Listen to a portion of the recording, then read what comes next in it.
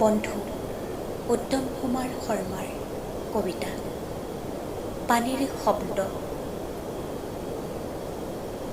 মাটি খহে মানুহ মৰে, নদীৰে পানী শুকুৱাবলৈ গোটেই ৰাতি সাৰে থাকে পিতাই আজন্ম দুখ।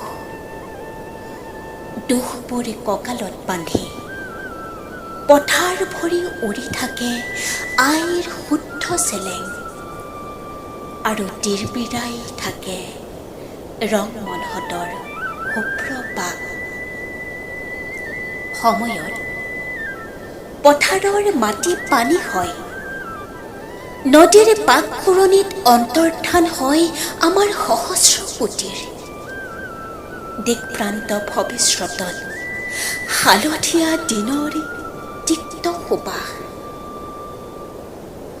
অজস্ৰ মানুহৰ সহস্ৰ সংলাপ, বুকুৰ দুখ সামৰিও জীয়াই থাকে শতাধিক সপোনৰ তৃষ্ণাটোৰ হেঁপাহ। পানীৰ জুইত সেমেকি উজলি থকা শৰীৰবোৰ এটা আশালৈয়ে জীয়াই থাকে, সিদ্ধান্ত আহিব।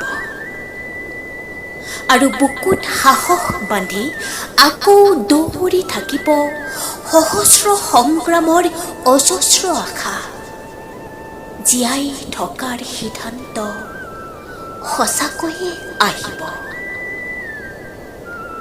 আকৌ সময়ত সিদ্ধান্তবোৰ ওলমি থাকে, নহয় নহয় সিদ্ধান্তবোৰ ওলমাই ৰখা হয়। পাশা খেলত বাৰে বাৰে পৰাস্ত হৈ মুখ মেলি থকা মানুহৰ হাঁহিৰ সুখ, আৰু ৰাজপথৰ সমস্ৰ আৰ্তনাদ, বুকুৰ বিষ, কঁকালৰ কোষ। মাটি আৰু পানীৰ অকাৰণ সংঘাতত এজাক মানুহ মৰি মৰি জীয়াই থাকে জীৱন জীৱিকাৰ সন্ধানত। আত্মসন্মানেৰে চলি থাকে ক্লান্ত মানুহৰ শ্ৰান্ত মিছিল আজীৱন। সাম্প্ৰতিকত এটা তপস্যাই উকমুকাই থাকে, ভগৱানৰ দুৱাৰেদি সিদ্ধান্ত আহিব, আশা বাঢ়িব, নদীয়ে মাটি ভাল পাব আৰু মাটিয়ে মানুহ।